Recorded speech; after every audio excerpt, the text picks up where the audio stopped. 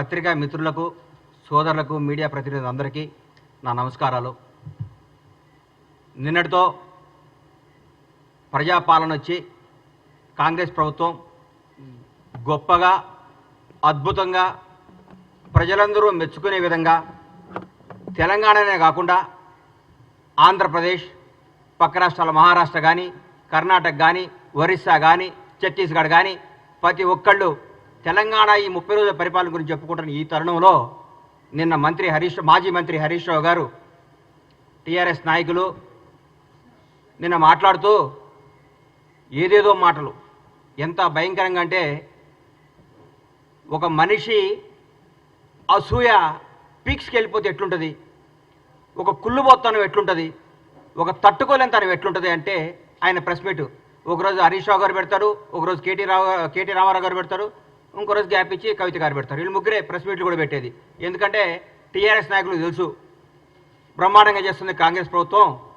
గౌరవనీయులు మన ముఖ్యమంత్రి, యువకులు, ఫైర్ బ్రాండ్ శ్రీ రేవంత్ రెడ్డి గారి నేతృత్వంలో కాంగ్రెస్ పార్టీ, కాంగ్రెస్ మంత్రులందరూ అద్భుతంగా ప్రగతి పదం వైపు దూసుకుపోతూ తెలంగాణ రాష్ట్రాన్ని, పేరుని, ఖ్యాతిని, వాణిని భారతదేశం మొత్తం వినిపించే విధంగా చేస్తున్నందుకు ఈరోజు భారతదేశం కూడా మన తెలంగాణ రాష్ట్రం గురించి చెప్పుకుంటాను. ఈ తరుణంలో నేను హరీష్ రావు గారు అంటారు 100 రోజుల తర్వాత ఇలా పప్పులు ఉడకమన్నాడు. నేను చెప్తున్నా హరీష్ రావు గారు, 100 రోజుల తర్వాత కాంగ్రెస్ ప్రభుత్వం బిర్యానీ ఉడుకుతుంది, చికెన్ ఉడుకుతుంది, గుడ్లు ఉడుకుతాయి, అన్నీ ఉడుకుతాయి. మీది ఏం ఉడకదు, మీ నీళ్లు కూడా ఉడకవు, మీ నీళ్లు కూడా కాగవు. ఎందుకు సార్ 100 రోజుల తర్వాత మమ్మల్ని ఏం చేస్తారు సార్ మీరు? ప్రగతి భవన్ని ప్రజాభవన్ చేసినందుకా? మీ ప్రగతి భవన్లో ఉన్న 100 గడీలు, 5-6 పెద్ద పెద్ద బిల్డింగులు విడగొట్టి అందరికీ అందుబాటులో తీసుకొచ్చినందుకా? ఒక దళిత ఉప ముఖ్యమంత్రిని తీసుకొచ్చి అందులో పెట్టినందుకా? ఎందుకు సార్ మీరు చేసేది? నియంతృత్వ పాలనకు పాతరేసి ప్రజాపాలన తీసుకొచ్చినందుకా? మరి మహిళలందరికీ ఫ్రీగా బస్సులు ఇచ్చాం, ఫ్రీ బస్ టికెట్. 8 కోట్ల పైచిలకు ప్రయాణించారు మహిళలు. మాటల విషయం కాదు ఇది. 8 కోట్ల మంది స్త్రీమూర్తులు ఫ్రీగా తెలంగాణ రాష్ట్రంలో టికెట్ లేకుండా. అందరూ అనుకుంటున్నారు నిన్న, అన్న ఈ నెల నాకు 1300 మిగిలినాయి, ఈ నెల 1500 మిగిలినాయి, ఈ నెల 1600 మిగిలినాయి, ఈ 1600 తీసుకపోయి చిట్టి కట్టుకుంటా అంది మా ఇంట్లో. పాపం మా ఇంట్లో పనిచేసే ఒక అమ్మాయి. నాకు చాలా ఆనందం అనిపించింది. ఇది ప్రజాపాలన అంటే, ఇది ప్రజాప్రభుత్వం అంటే. 10 లక్షల రూపాయలు మేము ఆరోగ్య బీమా కింద పంపించినందుక మీరు ఏం చేస్తారు సార్? మేము ఏ నిరంకుత్వం లేకుండా, ఏ రికమెండేషన్ లేకుండా నీతిగల, నిజాయితీగా పరిపాలన అందిస్తున్నందుక, నీతిగల నాయకుల్ని మంచి మంచి ఉద్యోగాలు నిర్మించినందుక ఏ ఫీలింగ్ లేవు. సమాజం ప్రతి ఒక్క కమ్యూనిటీని తీసుకొని నీతివంతమైన అధికారులంతా నియమించి ముందుకు తీసుకుపోతున్నారు ముఖ్యమంత్రి గారికి రేవంత్ రెడ్డి గారు. మీరు దీనికా సార్ ఎందుకు కుళ్ళుకుంటున్నారు సార్? మీరు నాకు అర్థం కావట్లేదు. కాళేశ్వరం మొత్తం, మీ మేడిగడ్డ కాళేశ్వరం అవినీతి మొత్తం మా వాళ్ళు ఎంక్వైరీ చేస్తున్నందుక సార్ మీరు? మా మంత్రులందరూ మా ముఖ్యమంత్రి గారితో పాటు కొలీగ్స్ అంటే అది బ్యూటీ ఆఫ్ డెమోక్రసీ అంటే చూపిస్తున్నాం కాంగ్రెస్ ప్రభుత్వం. ముఖ్యమంత్రి నేను, మీరందరూ దూరం ఉండాలి, మీకు ఇంటర్వ్యూలు ఉండు, నేను రూమ్లో ఉంటా, నేను ఫామ్ హౌస్లో ఉంటా, నేను ప్రగతి భవన్ నుంచి రాను, నేను ఎవరు కనపడను, నాకు 3 వస్తే బయటకు వస్తా, 3 రాకపోతే ఇంట్లోనే ఉంటా, నా ఫుటానే చూసుకొని పరిపాలించుకోమని చెప్తలేరు మా ముఖ్యమంత్రి. ప్రతిరోజు ప్రజలకు, నాయకులకు, అందరికీ అందుబాటులో సచివాలయంలో, ఇంట్లో ప్రతి కార్యక్రమానికి వెళ్తున్నారు, ప్రతి ఒక్కరితో మాట్లాడుతున్నారు, మొబైల్కి వెళ్తున్నారు. ప్రజల ముఖ్యమంత్రి, ప్రజా ముఖ్యమంత్రి. అందుకా సార్ మీరు మమ్మల్ని 100 రోజుల్లో మమ్మల్ని మా పప్పులు ఉడుకొని చేసేది? ఏం చేయమంటారు? మమ్మల్ని పడుకోమంటారా? అవినీతి చేయమంటారా? మీ దగ్గర ఒక మంది ప్రెస్ మీట్ పెట్టాలంటే మీ దగ్గర పర్మిషన్ తీసుకోవాలి.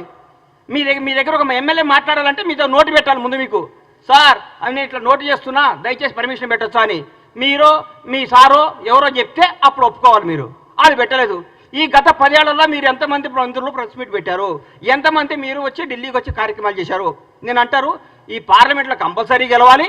కంపల్సరీ గెలవకుంటే మన తెలంగాణ సమస్యలు ఢిల్లీలో మాట్లాడేది ఎవరుండరు. ఈ 10 ఏళ్ళు ఎవరున్నారు సార్ అధికారంలోకి? మీరు ఎంతమంది ఎన్నిసార్లు మీరు ప్రధానమంత్రి గెలిచారు సార్? ఎన్నిసార్లు కేంద్ర మంత్రులు గెలిచారు సార్? ఎన్నిసార్లు తెలంగాణకు రావాల్సిన హామీల గురించి మాట్లాడుకున్నారు సార్ మీరు? 30 రోజుల్లో మా ముఖ్యమంత్రి గారు, మా మంత్రులు ప్రతి ఒక్క సమస్యని ప్రధానమంత్రి గారి దృష్టికి, హోంమంత్రి గారి దృష్టికి, ప్రతి మంత్రి దగ్గరికి పోయి సార్ మా పరిస్థితి ఇది, మాకు ఇది రావాలి, మాకు ఇంతమంది ఐఏఎస్లు కావాలి, మాకు ఇది కావాలి. కనీసం తెలంగాణ ఆత్మగౌరవం చెందమైన జనవరి 26 నాడు చెట్టకాన్న పెట్టించారు సార్ మీరు. మా ముఖ్యమంత్రి గారు పోయి ప్రధానమంత్రి గారిని ఇట్లా రిక్వెస్ట్ చేసి సార్ మా తెలంగాణ గౌరవం ఇది, మాకు ఇవ్వండి సార్ లెటర్ పంపిస్తే మాకు ఓకే చేశారు. అది ముఖ్యమంత్రి గారు చేస్తున్న పని. ఇంకేం సార్ మీరు మాట్లాడితే? మీరు ఏం కావాలి మీకు? మేము ప్రజల పరిపాలన కూడా బాగా చేయొద్దా? జనాన్ని వివేకవంతులు చేయొద్దా? జనాన్ని ప్రగతి పదం వైపు దూసుకుపోనియొద్దా? తెలంగాణ అవినీతిని అంతం చేయొద్దా? ఏం చేయమంటారు? 10 ఏళ్ళు మీరు కనీసం, నేనైతే మీరు ఓటమికి కనీసం 2 సంవత్సరాల ప్రెస్ మీట్ బెటర్. వీళ్ళు మామూలుగా వీళ్ళు మొత్తం ఎందుకు ఓడిపోయామని దాన్ని సమీక్షించుకుంటూ కూర్చుంటారన్న. అరే మా ఆగం పాడుగాను రోజు ఒక ప్రెస్ మీట్, ప్రతిరోజు ప్రెస్ మీటా సార్? దేనికి? ఏం చేస్తారు సార్ మీరు? మీరు ప్రగతి భవన్ నుంచి వెళ్ళిపోయిన రోజు నుంచి ఈ రోజు వరకు చూస్తున్నా మీరు ఆ టీఆర్ఎస్ భవన్లో కూర్చొని ప్రెస్ మీట్లు పెట్టుకోవాల్సిందే. రాబోయే 10 ఏళ్ళు, రాబోయే 10 సంవత్సరాలు మీరు టీఆర్ఎస్ భవన్లో ప్రెస్ మీట్లు పెట్టుకోవాల్సిందే. మీరు ఈ ప్రజాప్రభుత్వాన్ని చూసి కుళ్ళుకోవాల్సిందే. ఈ ప్రజాప్రభుత్వం గురించి మీరు రోజు బాధపడాల్సిందే. మీరు ఏ విధమైన చేయలేరు. అధికార నియామకాల్లో కూడా సమాజం పాటించింది మా ప్రభుత్వం. ఎవ్వరికి ఎక్కడ బంధుప్రీతి, కులప్రీతి, రాగద్వేషాలకు దూరంగా పెట్టి సమర్థవంతమైన నాయకుల్ని, నిజాయితీవంతమైన నాయకుల్ని నియమించింది మా ప్రభుత్వం. సగర్వంగా చెప్పుకుంటున్నాం. ప్రజల స్వేచ్ఛావాయువు పీల్చుకుంటున్నారు. అబ్బా ఎంత హాయిగుందిరా, బ్యూటీ ఆఫ్ డెమోక్రసీ ఎంత బాగుందిరా, కాంగ్రెస్ ప్రభుత్వం ఎంత పరిపాలిస్తుందిరా. ఇందిరమ్మ రాజ్యం అంటే ఇదే కదా, సోనియమ్మ కన్న కళ్ళు ఇయే కదా. సోనియమ్మ అందుకనే కదా తెలంగాణ రాష్ట్రాన్ని ఇచ్చింది. మన్న పరిపాలించుకోవడానికి కదా తెలంగాణ ఇచ్చిందని మాట్లాడుతున్నాం. అంత జనమందరూ చెప్పుకుంటున్నారు సార్. ఈరోజు మేము ఎవరి దగ్గర బానిసత్వంగా ఉండలేదు. మీ దగ్గర బానిస బతుకు కదా సార్. 10 సంవత్సరాలు తెలంగాణ ప్రజలందరూ బానిస బతుకుని తెంచుకొని వచ్చారు. హరీష్ అన్న, మీరు 10 సంవత్సరాల పాటు మంత్రిగా చేశారు. దయచేసి ఆత్మసాక్షిగా గుండె మీద చేసుకొని చెప్పండి. మీరు నిజం చెప్పండి. ప్రభుత్వం రేవంత్ రెడ్డి గారు అద్భుతంగా చేస్తున్నాడా, చేయట్లేదా? పరిపాలన బాగుందా లేదా? మీరు మనస్సాక్షి మీరు క్వశ్చన్ చేసుకొని మీరు మాట్లాడండి. ప్రతిరోజు ఏదో విమర్శించాలి. ఎందుకు ఇస్తారు సార్ మీకు ఎంపీ సీట్లు? ఒక్క సీటు కూడా టీఆర్ఎస్ బీఆర్ఎస్ గెలవదు. ఈసారి నేను చెప్తున్నా, రాసుకోండి. ఒక్క సీటు కూడా గెలవదు. రండి, మీ ఓడిపోయిన మంత్రులు అందరూ వచ్చి, మీరందరూ వచ్చి, మీకు దమ్ము ఉంటే అందరూ వచ్చి ఒక్కొక్క పార్లమెంట్లో పోటీ చేయండి. అందరూ రండి, ఎంతమంది గెలుస్తారు చూద్దాం. ఒక్కడు ప్రజలు కోరుకుంటున్నారు కాంగ్రెస్ ప్రభుత్వాన్ని.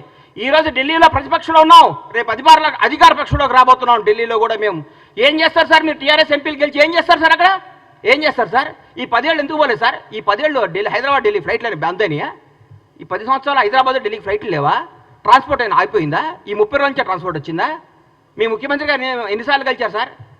రాష్ట్రపతి వస్తే, ప్రధానమంత్రి వస్తేనే స్వాగతం పలకటానికి కూడా వెళ్ళని ముఖ్యమంత్రి గారు సార్ మీది. అది మీది.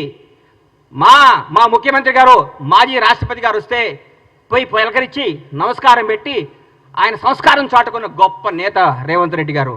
రేవంత్ రెడ్డి గారు యువకుడు, ఉత్సాహవంతుడు, ప్రజల కోసమే, ప్రజా శ్రేయస్సు కోసమే, ప్రజల బాగోగుల కోసమే, తెలంగాణ ప్రజల కోసం పోరాడుతున్న వ్యక్తి ముఖ్యమంత్రి గారు. ఆయనను పట్టుకొని ఆయన పిసిసి అధ్యక్షుడిగా ఉన్నప్పుడు ఏం చేశారు, పిసిసి అది లేనప్పుడు ఏం చేశారు? విమర్శిస్తారు సార్, విమర్శిస్తారు. ప్రజలు ఒప్పుకున్నారు. మా కార్యకర్తలందరూ మా ఇంటనే ఉన్నారన్నారు హరీష్ అన్న.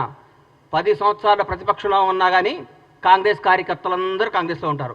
ఈరోజు ఏ పార్టీ కార్యకర్తలు అధికారం ఉన్నా లేకపోయినా ఒక కార్యకర్తలు అంటూ ఉంటారు. బీజేపీ కార్యకర్తలు బీజేపీతో ఉంటారు, సిపిఎం వాళ్ళు సిపిఎంతో ఉంటారు, సిపిఐ వాళ్ళు సిపిఐతో ఉంటారు. ఏ పార్టీ కార్యకర్తలు ఆ పార్టీలో ఉంటారు. కార్యకర్తలు ఎక్కడికి పోరు. కానీ జనం మాత్రం ఈరోజు కాంగ్రెస్ పార్టీ వెనకాల ఉన్నారు.